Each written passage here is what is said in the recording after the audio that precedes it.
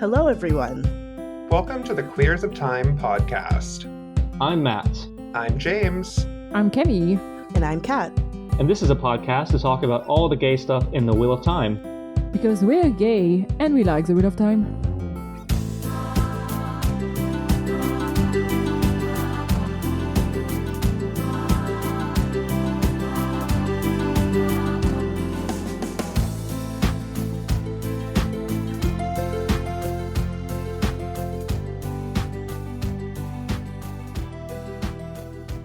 As always, thank you very much to our feral venator of Sorain, Lurks, Charlie and John. Yay! Yeah, thank you very much for supporting us after it's going to be our fourth year? I think so, yeah. Something like that. And if we missed you and shouting you out, we're very sorry and we love you. And we'll do it next time. Maybe. Yeah, maybe. Today, it is just Camille and I. We are discussing our books read in 2024. We like doing these yearly roundups of books that we read. And I don't have a sassy, snarky intro planned because I'm tired. So we'll just start. That's fine. Before recording, we were commenting that the notes that Matt has is mostly just a list of books. Meanwhile, I have numbers, which sounds very appropriate between the two of us. I will be the one with stats. Yeah, overall, just a general vibe compared to 2023. 2024, I was pretty happy. I read a lot more than in 2023. Or at least I finished more books, but I feel like in number of pages, it's pretty similar. It's just that in 2023, I read a few big books, which, yeah. I bought a lot less books. Which is important. Like I bought like 73 books in 2023 and only 55 in 2024. That's good. So that's a progress because I read like 45 books. So I'm not far between the amount of books that I read and the amount of books that I bought. So I'm happy about that.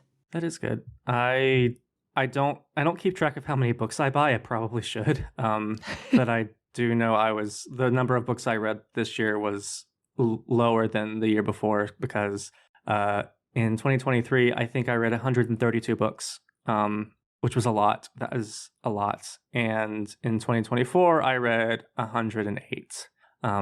Still a pretty nice amount, honestly. Yeah. I love reading, and it's something that I do to de-stress or something I do to learn, because I love learning when there's no tests involved at the end.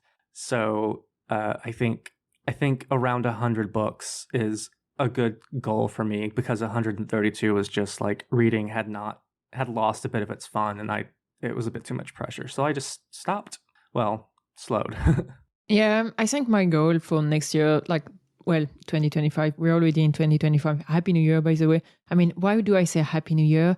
Considering that this episode is going to be coming out like at the end of January, we will already have wished everyone a Happy New Year, but whatever. What was I saying? My goal for 2025 is pretty similar to the number of books I've read this year. I think this year, one thing that was different from usually is that I read a lot more comics, which tends to increase the number of books you got to read. Yeah. I had about a dozen comics, something like that. Oh, nice. Which is non-negligible. So, I read mostly fiction, as always. Still a few non-fiction in between, but same. I didn't put any. Okay, I put one semi-nonfiction book on my list of so when I made my list of books, I basically listed my favorite of the queer books or queer adjacent books that I read, and then I have a list of like my favorite books just generally in like non-queer books, and then one book that I really hated. But the author's dead, so I can crap on the book all I want to.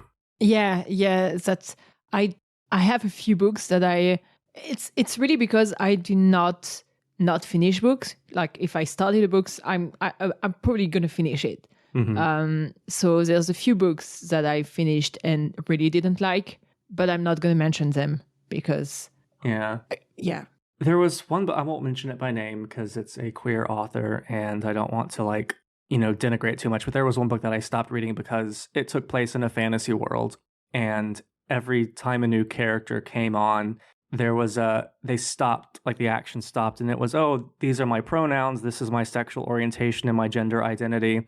And while I made an effort and succeeded at reading more diverse books this year, if your scene comes to a complete stop so you can introduce your characters' identities, that's not good writing. I'm sorry. Yeah, that's a bit weird. I really get the drive to want to create diverse books, but it's just so weird. And there was no in-world, like I have a friend who wrote a fantasy novel, and in their book, it is traditional greeting to like say name, like the name of the person, and pronouns, but not like my name is Matt, my pronouns are he, him.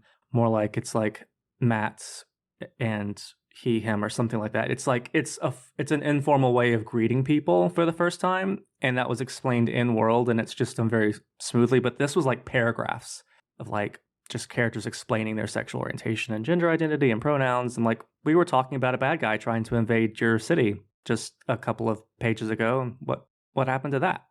So yeah, and I think like for pronouns, there's more narrative way of using someone's pronoun without having to say, hey, the pronouns are he, him, or they, them. You can just refer to that character using their preferred pronoun, and that will make sense, especially when it's written. I feel like it should be easier to introduce someone's pronoun on a written format that it is in person.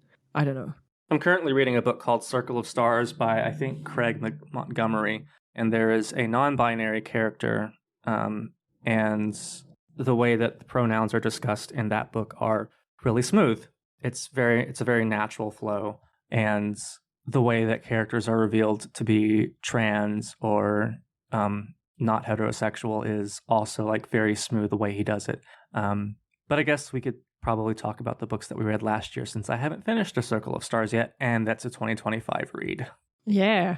Do you want to start with some of the books you liked, or? Yeah, I can start. I'm going to be really brief about Maurice by Ian Forster, because we have a whole episode about that, but it continues to be one of my favorite books, especially favorite books of like queer lit. So I'll just mention that. One of the nonfiction books I read, which I think will be really interesting to some of our listeners, is called The Gospel of Inclusion by Brandon Robertson. His name is spelled Brandan, not O-N. But basically, it's a Christian theology book about what he calls true inclusion. And in his opinion, or in his reading of the Bible and his development of theology, there is no Christianity that excludes LGBT people. His vision of Christianity is very leftist, very progressive.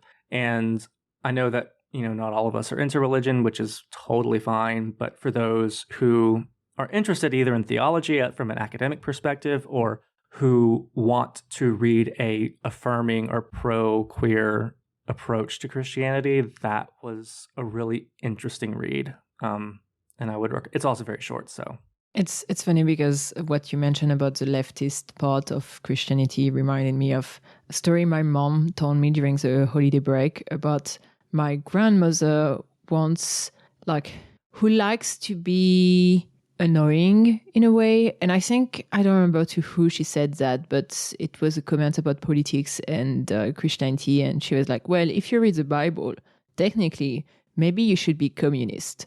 And my grandmother is definitely not communist, but that made me laugh that she said that just to piss off someone else.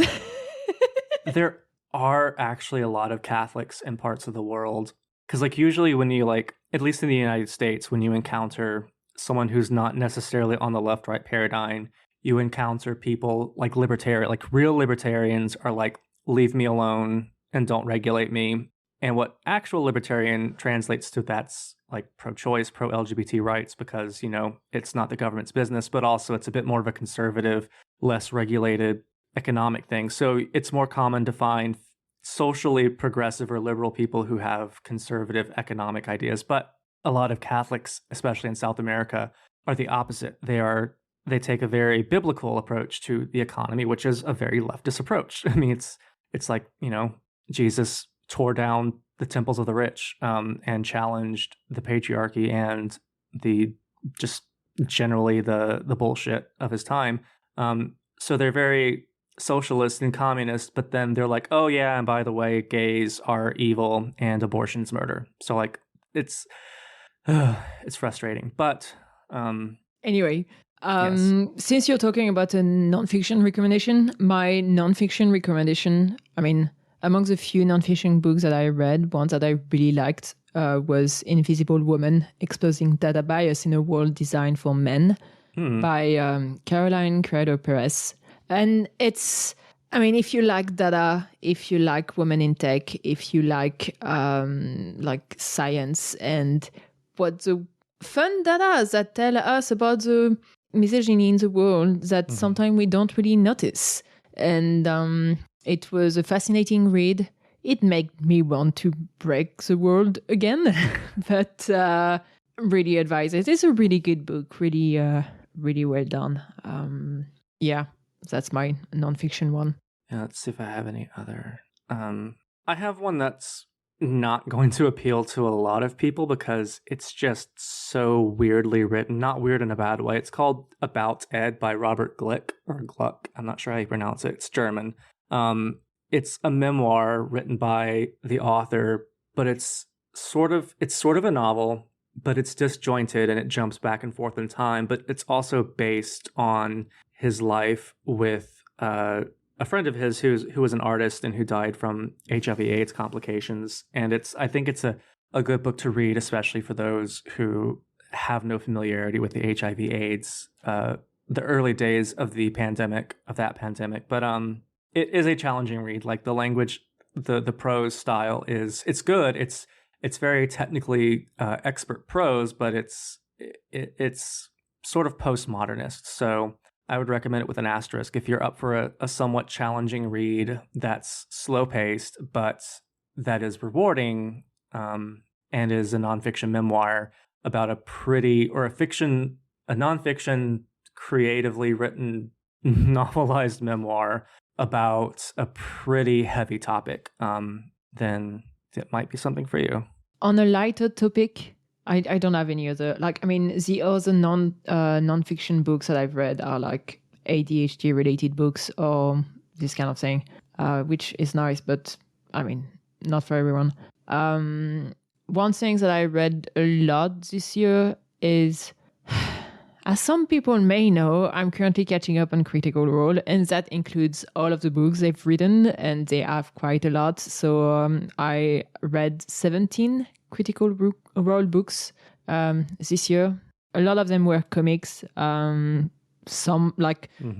most of the comic can't really be read without understanding of the world, but some of them are still pretty nice. I really like the most recent one, which was the Chronicle of Whitestone about Ripley, which is also a character of the TV show. So that one is readable with only TV show context. They also have like a few art books that are super pretty, just for like a lot of their art book are actually collecting fan arts from the community and kind of giving it like an in-world explanation. Like, for example, there's one of them that is almost an historian in their fictional world that is documenting what some of those heroes have done and collecting art of those heroes and connecting facts. And it's a nice way of like celebrating the arts that has been created within the community. So I really enjoyed those. And they also have a few novels that were genuinely good. The first one, like Kiss and Kin, it's kind of a classic D&D story in the sense it's an adventurous intrigue. There's a nice relationship between the two twins that are the center of the story. I've said before that I have weird relationship to twins stories in general. But this one, I do like those two twins. So I was pretty okay about that. I have mixed thoughts about The Nine Lives of Lucian, which was their second novel. I think it was a tough story in a sense that this is a book that kind of go through events of the campaign it's situated in, but with a different POV, and there's also like a lot of mental thing going on at the same time.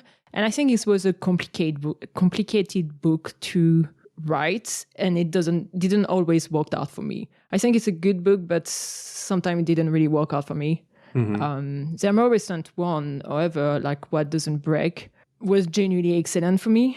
I don't really know how to describe it, except that it gave me brain worms, and I read it very quickly. Yeah, they have some good stuff for people who enjoy Critical Role or have seen the TV, like the animated TV show, or wants to get into it. Those are actually like decent in-world content. So I recommend that. I like that. I'm a nerd. Sorry about that. No, we don't apologize for our tastes on the Queers of Time. It's nice because it's D&D based, but also like it turns out a lot of those books are also kind of queer/queer adjacent, because they have so many queer characters in their like campaigns that it is still queer adjacent. Is Critical Role like a lit RPG? I wouldn't say that. Okay. I mean, so Critical Role itself, it's a group of people who plays D&D in streaming. Okay. Yeah, and they have like 3 main campaign and a bunch of different like side one shot or this kind of thing. And since their campaign tends to be very long, it does enable them to develop their characters in depth. And most D&D group are very combat focused, but since those people are also voice actors, they really like the role playing aspect. And you can get some juicy drama between those characters and some relationships and this kind of thing. So it does create a universe that like is also pretty big, and then is very easily expandable through expandable is not the right word. That's very French of me to say that. But you can extend it a lot through other type of media, like the animated TV shows they're doing, or the books and comics they're writing. So it sounds really cool. Honestly, if someone has 1,000 hours to waste, 1,000 hours and 500 hours for the main campaign, something like that, it's worth getting into. I love them.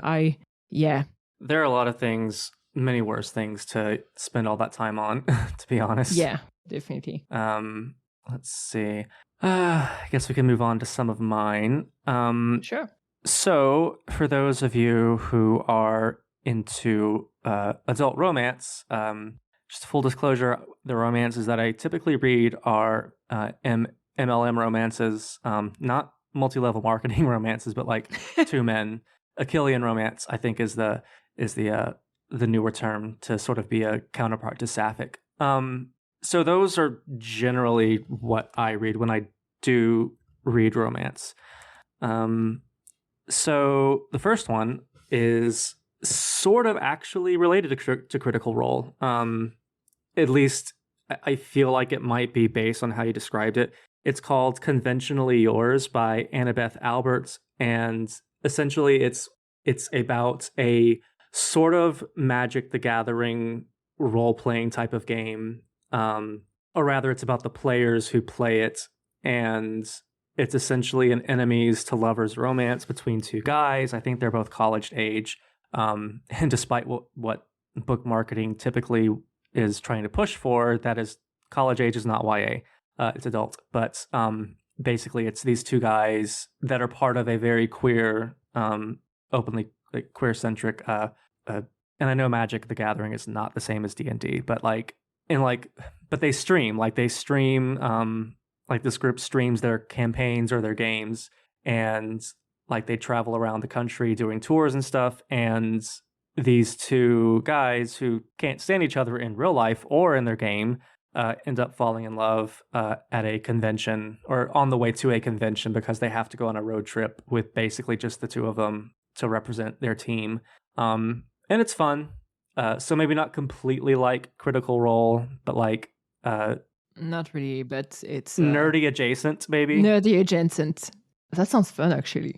It is pretty fun. I like it because one is, and I think one of them is, I'm pretty sure one of them is neurodiverse. So it's like it's fun. It's fun and it's cute. The next one is for those who like a bit smuttier romances, and also people who like historical fiction. And this one is called "You Should Be So Lucky" by Cat Sebastian. It is about a closeted baseball player and a reporter who is assigned to cover him because he's like a new baseball player for this team. It takes place in the very early 1960s, and it does try to be realistic as far as like, attitudes at the time, but there were queer affirming straight people in the 1960s, despite what, despite what a lot of us think, there were a lot of queer affirming heterosexual people in the old days, quote unquote. But that doesn't mean that there wasn't a lot of bigotry. But You Should Be So Lucky is a good historical fiction read that has nice romance, and it's not heavy on the homophobia, which is good. It has to be realistic, but it isn't super heavy on the bad themes. Your description made me want to read both of them. So I feel like there's a few things that I read. I don't remember whether it was this year or last year, but we're following some of your recommendation, and so far you never missed. So, I'm taking notes. To keep it on the romance side, I haven't read a lot of romance, but I did read a trilogy called Bright Falls by Ashley Herring Blake. And it's a trilogy, but technically all three books could be read separately because all three books are focusing on a different romance. It just, the initial romance concerned a group of three friends, and each book is about one of those friends in a way. But it's Delilah Green doesn't care, Astrid Baker doesn't fall, and Eris Kelly doesn't date. And those were cute books. I read two of them while on vacation next to the swimming pool, and I binge read them on vacation, and it was adorable. It's the first one is basically a stepsister who is a photograph is coming back to her hometown for a stepsister's wedding. And she basically fall in love with her sister's best friend that she had not seen in like 15 years. And she can't stand her sister, but there's things going on there. So it's very fun. It's very cute. And sounds cute. I don't remember whether it's steamy or not. I think it was, but it's been a while. Yeah, that does sound cute. Are they like YA or adult or what? Oh, it's adult. Okay. It's like they're all in their 30s or something like that. I think late 20s or early 30s, but it's definitely adult. I don't really read young adult anymore. I mean, I do sometimes, but I don't know. I feel like I've been enjoying more and more like adult things. Like, for example, another of my recommendation is Under the Whispering Door by T.J. Klune, which is such a cute book. Despite having a description that really did not make me think it was going to be sweet, because the book basically starts with this lawyer that is in his 40s something, who is such an asshole, and then he dies. He has a cardiac arrest and he dies. And he wakes up as a ghost, and nobody goes to his funeral except a woman who told him that he needs to go to a specific house where ghosts can wait until they feel ready to go to the afterworld.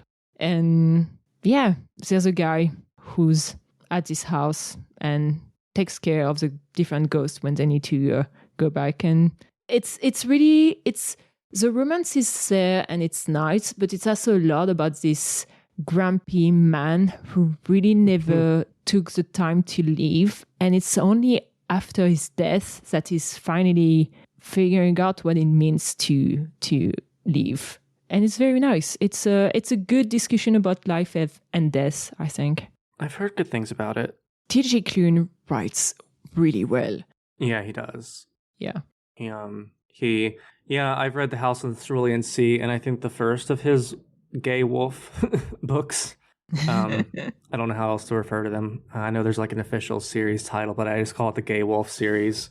Under the Whispering Door is one of my like books that's on my I should read this, but I don't yet have it. In my current to be read pile. I just joined Storygraph, and I've been importing from my written list the books that I own that I've not read, and I'm up to 71, and I know it's going to go over 100 before I'm done doing it. So if I can get that number down, Under the Whispering Door is near the top of my priority. I'm so happy about this book because it was very much like a random luck that I stumbled upon that book, because I was going to Prague for the A Wheel of Time convention and my flight got cancelled.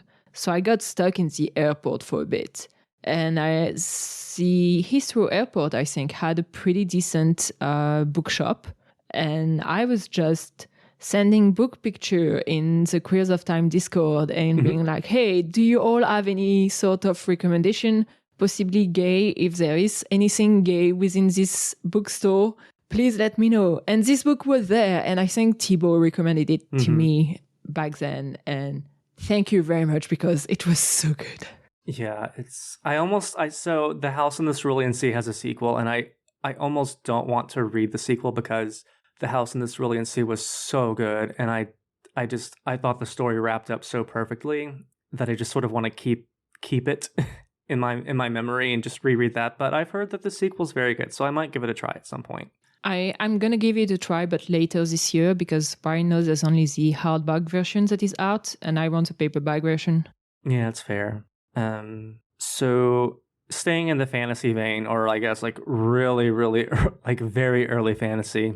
I may have discussed this book before, but I finally read it last year, called The Blazing World by Margaret Cavendish. It is old. It is from 1666. So this is a very old book, and I hesitate to recommend it as a form of entertainment so much as I recommend it if you're interested in reading a book that sort of predates our ideas of fantasy and science fiction. It's about a woman who goes to this secret other world and becomes their ruler. There's a lot of weird, outdated stuff like colonialism, but also she has a spiritual and erotic connection with another female spirit. And she and this spirit and her husband have like astral projection sex in a weird way. So like, I feel like I've heard of that before. Did you mention it when we were doing like queer, like in fantasy books or like this kind of thing? Yeah, I think I did. Okay. So it's short. It's not a book that I would say is a book that's going to like give you the feels of TJ Klune or like be as accessible, because again, it's written in English, and it's from 1666. But if you are interested, because we constantly say that Mary Shelley created science fiction, which is false. She didn't create science fiction. She launched what would become science fiction, but also she wasn't the first.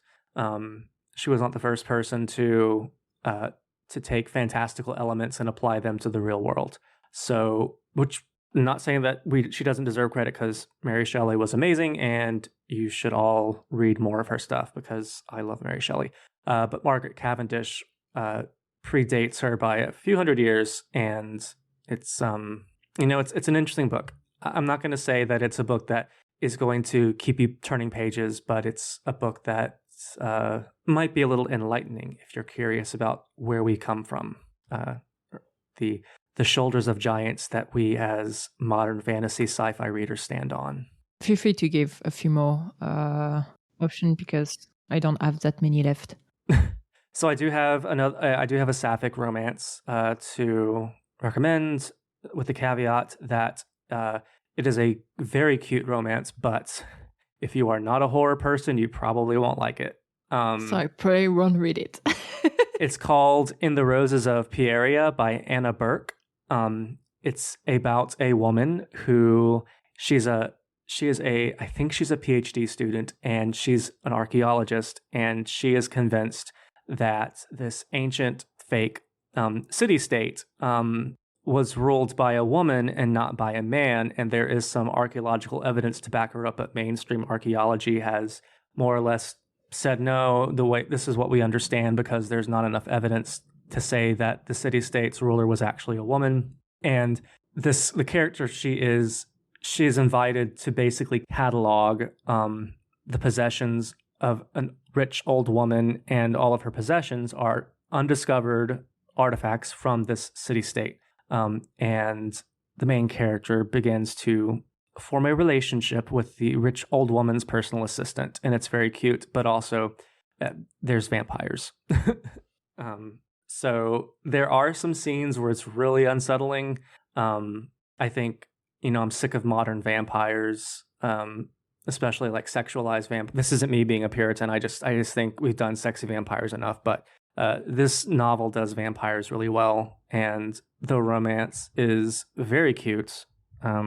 So if you're into sapphic romances with a dark academia vibe and don't mind a little bit of horror, it might be a good recommendation. Nice. So when we recorded for the books in 2023, I think we did that in December. And as a result, I ended up not being able to talk about a few books that I read like late December 2023 that I really, really, really enjoyed. So I feel like I'm still going to give them as a recommendation because I got obsessed with this duology. The first book is called A Memory Called Empire by Arkady Martin. And the second one is A Desolation Called Peace. And it's a sci-fi duology. It follows an ambassador, Mahit, who is sent from like a space station that is an independent republic, and she's sent to this big empire that is kind of like colonizing everything. So there's a bit of this, how can we ensure that we are not going to be taken by this empire aspect to it? But also she's basically sent there because her predecessor has been assassinated, apparently. And she's trying to figure out what happened and whether she's at risk. And it's really well done. It's for people who like political sci-fi. I think it's a very nice book for that. It's I am fascinated by the character and by the kind of colonization aspect of it all. And there's a lot about language also, which as like English is not my first language, so I'm always fascinated by novels that plays around language and culture in general. And yeah, it was an excellent book. I am hoping that one day this author will write more books on that universe because I loved it. Sounds interesting. Like both books got won the Hugo Award for best novel. So that's cool. Yeah. I political sci-fi and political fantasy is always a thing that I have to be in a mood to read. Some people say that all art is political, which I disagree with. But much art is political. And there are degrees to which something is political. So by like political, I'm assuming you mean there is political interplay like Game of Thrones or the Game of Houses and Wheel of Time. Yeah, it's very political in that aspect, in the sense that she's an ambassador. She's having to deal with different politicians in that city that are trying to achieve something that she disagrees with, or she's trying to understand. There's a lot of, a bit like Game of Thrones, with people not exactly saying what they mean. And especially like when you arrive in that society and you're a foreigner, and there is a lot of racism involved also on that aspect. And it's the main character. I was fascinated by her. She's so smart, and she handles it so well, and I loved her. So yeah. Also, like, I think one thing that was very interesting is that's like the station she's from has these very specific technologies that they've hidden to everyone, because they have like brain chip, basically, which contains all of the information left by who was doing their job before. So there's kind of a transmission of knowledge between generations there. And that's something that this station she's from is really trying to protect from the Empire. So there's also like a bit of a technological aspect to it that I liked. Yeah. That is really cool. Yeah, that sounds interesting. And it sounds like actual political fiction. That's meant to be political. Okay, so I guess I will talk about the last 3 of my queer books, and they're all YA. The first is Teenage Dirtbags by James Acker, which I listened to on my drive down to Louisiana and on the way back up. It's really good. It's called Mean Girls, but I don't think I love Mean Girls, but I just don't agree with the Mean Girls comparison. It's more like The Count of Monte Cristo, but YA and modern. It's essentially this guy is dating a very popular guy who basically breaks up with him in a way that destroys his life. And this guy and his friends they basically orchestrate a revenge plot to orchestrate this guy's downfall. And it's fun. It goes places that a lot of YA these days isn't willing to go, as far as like what characters do, like morally gray characters that aren't like just neat and tidy, tied up in a bow. So Teenage Dirtbags is fun if you like revenge plots. I mean, there is romance, obviously, but the revenge plot is really good. And for those who are into horror, there is a duology by this author called Eric Brown called All That's Left in the World, and the sequel is The Only Light Left Burning. And it is for those of you who have read Stephen King's The Stand, this is basically The Stand, but YA. It's about a superflu that kills off, I think, 95% of the world's population. And it's 2 survivors who meet randomly, and they have adventures, and they try to maintain their humanity in a world that is quickly losing it. But it's a really good duology. And what I like is that the second book wraps up the story.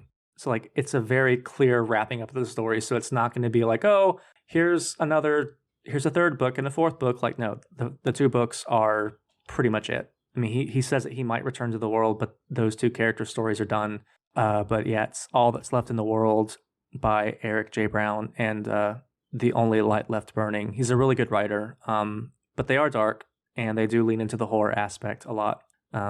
So that pretty much wraps up my queer book recommendations. I have some non-queer recs that I read, but we can do that after you. Yeah, I mean, I think I was pretty much done on the queer side too. One book that I was gonna recommend, but I don't think it's queer. I mean, it's a book that I discovered through a queer book club in Oxford, but I don't think really it was queer. So yeah, I ended up not attending that book club, but I did read the book, so that was good. But like, yeah, it was actually a very unexpected, enjoyable read. The book is called Cooking with Fernette Branca by James Hamilton Patterson, and it's following Gerald, an English snob and a ghostwriter for celebrities, who takes a house in the hills in Italy and finds himself neighbors with Marta, a movie composer from a fictional Eastern European country, maybe Soviet, I don't exactly remember. Neither of them speaks the other's mother tongue well, and both of them are very unreliable narrators, which makes things very funny because it's a book that keeps alternating POV between the 2 main characters, and both of them think very badly in the other in kind of deprecating ways. And it's so funny. It's very delightful because both of them are a lot of stereotypes about the other, and then they learn to like enjoy the other. I think at the end of the day, like they're still friends by the end of it. They may sleep with each other at the end of it. I don't remember, but it's not a romance book. It's not about that. It looks really interesting. It's just so funny, but also like the English snob is actually like is kind of a foodie, and it keeps cooking with Fernet Branca, which is an Italian liquor that did not look good. I'm sorry to say, I haven't tested it, but it doesn't look good. And that book contains a bunch of recipes that he makes, but I would recommend absolutely 0 of them because all of them sounds kind of disgusting. There's a weird way about food there, and that book is just so funny. Yeah, I can't really tell. I'm looking at the Fernet Branca, and I cannot tell what sort of liqueur it is. I don't know. It tastes weird. They keep getting drunk with that because the thing is that it starts kind of with a joke because maybe Martha offered a bottle to Gerald, and that guy probably has a bit of an alcohol problem. Actually, I think both of them think that the other has an alcohol problem with alcohol. So whenever a bottle gets drunk, they think it's the other who did it, but I feel like they both are pretty much like very responsible for it. So there's kind of this quid pro quo where neither of them are particularly fond of the drink, but they keep buying some for the other, and the other keeps thinking that, oh, they must really like it as a result. So yeah, it's very funny. I might have to check that out. It sounds really compelling, or at least funny. It's so funny. Oh gosh, I'm getting. So as we're recording, I was chatting a bit in our Queers of Time server, which you should join, by the way, on Discord. Being a bit naughty, tagging you, and now some of our Discord people are trying to distract me by asking me what I really feel about Sarah J. Maas. I just saw that. Thank you, Eternal Warrior Kent's fan. In the words of Maria Simmons, research assistant to Robert Jordan and General Wheel of Time Queen, Sarah J. Maas can't really write. And she certainly cannot write sex scenes. I'm just going to leave it at that. But, it's the nature of the world. Sometimes writers who we don't care for become bestsellers, and sometimes writers who we love become bestsellers, and that's just the way it is. Moving on to 4 writers who are objectively better than Sarah J. Maas and Colleen Hoover and Rebecca Yarros. That would be John Steinbeck, Toni Morrison, William Sloan, and Ursula K. Le Guin. I'm going to start with Ursula K. Le Guin because those writers that I just sort of pooed on are all fantasy writers. Wait, not Colleen Hoover. She just writes sexual assault glorification. But as far as Maas and Yarros go, if you like really good, compelling fantasy that pushes the boundaries of what fantasy can be and digs deep into what it means to be human across space, time, and dimension, Ursula K. Le Guin is always a writer I recommend, and her book, The Wind's 12 Quarters, is a short story collection that contains probably her most well-known book, The Ones Who Walk Away From, or her most well-known short story, The Ones Who Walk Away From Amalas. It is a story that will stay with you for the rest of your life. And it's just phenomenal. I cannot recommend it enough, as I recommend everything Ursula K. Le Guin writes. And then The Rim of Morning by William Sloan is a collection. It's 2 novellas that are cosmic horror. They are very old. I think he was a contemporary of H.P. Lovecraft, but unlike Lovecraft, there isn't a lot of racism or any racism, I think, in these 2 novellas. They're just very, very creepy. It's hard to really describe them, but basically they deal with the idea of how small we really are, and what if this vast, ageless intelligence put itself inside of a human, what would happen, and how would it interact with other humans around it. And the other is about a mad scientist who's essentially trying to discover how to access the afterlife, and it doesn't go well. But The Rim of Morning by William Sloane, excellent book. And one of my all-time favorites, one of my favorite authors, Toni Morrison, who is just I can't express how much Toni Morrison means to me as a writer and as a reader.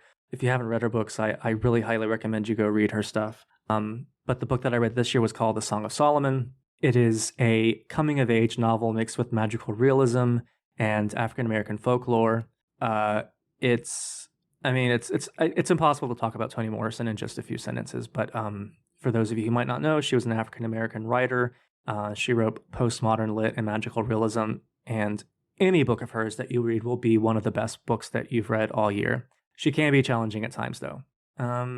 And the last book that I will mention that is not queer is East of Eden by John Steinbeck, which is easy to read, and it's so good. Like it's just a masterpiece. Like it's another book that you've probably heard of, so I'm not going to go into what it's about because it's you just Google East of Eden. But yes, definitely read that one as well. I feel like we talked about Steinbeck last year. It's definitely an author that I feel like I should explore more, because I read one book of his a very long time ago and in French. It was kind of a big book, but I'm curious whether I would enjoy other books of him. Yeah, I think the last books that I kind of wanted to mention, I'm not sure whether I want to recommend them or not, because I'm currently rereading The Legend of Drizzt by R.A. Salvador, which, R.A. Salvador is someone who wrote a lot of books in the Forgotten Realms, which is one of the main Dungeons and Dragons universe. And he wrote a lot of those books in the 80s, 90s. And I think he's still writing some. In The Legend of Drizzt, there's maybe close to 40 books these days. So that's a lot. And I've read a lot of them when I was either in middle school or high school, when I was basically going through my dad's bookshelves. And I remember them fondly. And last year I found out that a lot of those books were kind of getting hard to access, and they are being reedited. So every few months there's a new trilogy that is coming out, which is a reedition of those old books. So I thought, well, that may be a good opportunity to reread them and see whether they hold well or not. And so far, I'm enjoying them. I like getting to discover those characters again, especially since I forgot most of what was happening in those books. But it is still very much a 90s, 80s, 90s old school fantasy, in a sense that, yes, there's not a lot of women, but it's also it feels very emotionless sometimes. I don't know whether it's a verified thing or not, but it feels like for a long time, men writing in fantasy, it was a lot about the plot and the opponents you were trying to face, but not much about the emotional status of the characters. It's something that I've noticed in El Salvador, but also one of my favorite fantasy book series that I was reading when I was young, which is The Chronicle of Condor by Raymond F. Est, who is also kind of known for that. Yes, his characters are interesting, his story is interesting, the plot is interesting, but you don't really feel much for the character. You don't really get into the head and get the feeling and the high and the lows that those characters may feel. So yeah, if you like old school fantasy and the kind of plots that you could read back then, I guess it's still interesting books to read. But yeah, I don't know. I feel like fantasy has changed a lot on that aspect. Yeah. There were some, going back to Ursula K. Le Guin, there were some writers back in the old age, quote unquote, of fantasy who were writing good emotional fantasy, but that's not what sold.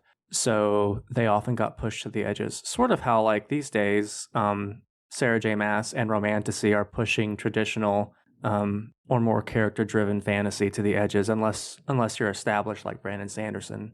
Yeah, I guess so. It feels like, especially since it's like for A.S. Salvatore, those are books written, I think, based on D&D character, because I know he was playing D&D with a bunch of people, and I'm curious whether like Dritz maybe was his character and is inspiring himself through some of the adventures that he had during his D&D session to write those books.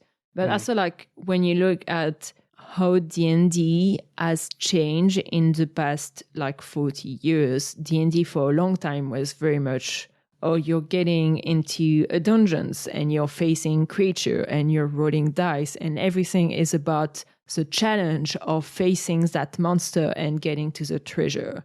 And nowadays, especially with like the like D&D podcast and people streaming their role-playing session, a little bit more care is put on the role-playing aspect and like making those characters feel. And it was kind of like the gap that I was feeling when reading those books, in the sense that, oh, it feels like old school D&D. Yeah, I can see that. I guess since you sort of like, I guess I could maybe recommend these or maybe not, I'll end with something I don't recommend, or if you do read it, understand what you're going into. And this is another horror, the Amityville Horror by Jay Anson. Are you familiar with the Amityville Horror, Camille? I don't think so.